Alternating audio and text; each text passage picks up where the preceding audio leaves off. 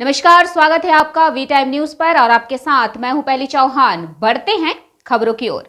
सूरत station city bus terminal का उद्घाटन गृह राज्य मंत्री हर्ष संघवी ने किया। सूरत की परिवहन प्रणाली को सुचारू बनाने के लिए एक मल्टी मॉडल ट्रांजिट हब बनाया जा रहा है, जिसमें रेलवे, GSRTC, सिटी बसें और मेट्रो को जोड़ा जा रहा है। सूरत शहर रेलवे स्टेशन पर प्रतिदिन 20,000 से अधिक यात्री यात्रा करते हैं। इसके तहत रेलवे स्टेशन के पास एक नया सिटी बस टर्मिनल बनाया गया।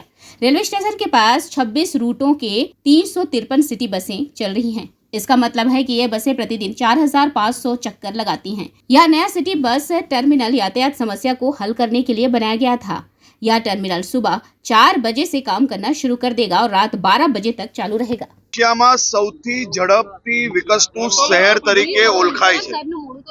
આ શહેરમાં રોજ બેરોજ વધતી વસ્તીના કારણે રેલવે સ્ટેશન પર અવર જવર એ ખૂબ મોટી સંખ્યામાં વધી હોય ત્યારે રેલવે સ્ટેશન પર ખૂબ ટ્રાફિક જામ થતું હોય અને એવા સમયે આના ટેકનિકલ રસ્તા કઈ રીતે નિકાલવા તે માટે મહાનગરપાલિકા, સુરત પોલીસ વિભાગ અને જિલ્લા પંચાયતે સાથે મળીને આ એક સૌથી ઉત્તમ પ્રયાસ કરવામાં આવ્યો છે। જે રેલવે સ્ટેશનની બહાર સિટી બસો ઊભી રહેતી હતી તેના કારણે ત્યાં જે ટ્રાફિક જે વધતું હતું એ ટ્રાફિકના નિરાકરણ માટે જિલ્લા પંચાયતની આ જગ્યા જે આશરે 4500-5000 વાર જગ્યામાં હાલમાં આ નવું સિટી બસ ટર્મિનલ બનાવવામાં આવ્યું છે, જેના માધ્યમથી રેલવે સ્ટેશનની બહાર આપણે જે રોડ જોયો છે, જે રોડ પર ખૂબ ટ્રાફિક થતું હતું, એ બધી જ બસો અહીંયા ટ્રાન્સફર કરવામાં આવી છે। એટલે રોડ હવેથી ખુલ્લો થશે અને બીજું બી ત્યાં અનેક ટેકનિકલ કામો ચાલી રહ્યા છે।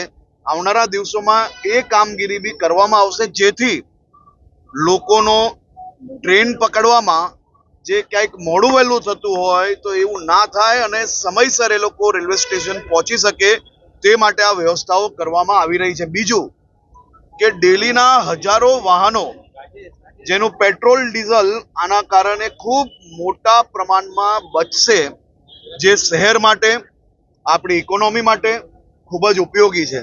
તો આવા એક પ્રયાસ થકી અનેક નિરાકરણો આવનારા દિવસોમાં આવશે અને આ જ પ્રકારે ટીમ સુરત દ્વારા મહાનગરપાલિકા હોય, મેયરશ્રી હોય, સ્ટેન્ડિંગ ચેરમેન હોય, મ્યુનિસિપલ કમિશનર હોય, પોલીસ કમિશનર હોય, જિલ્લા પંચાયતના DDO હોય કે પછી કલેક્ટરશ્રી અને જિલ્લા પંચાયતના પ્રમુખશ્રી, આ બધાએ ટીમ સુરત તરીકે આ સૌથી ઉત્તમ ઉદાહરણ રાજ્યને સામે મૂક્યું છે।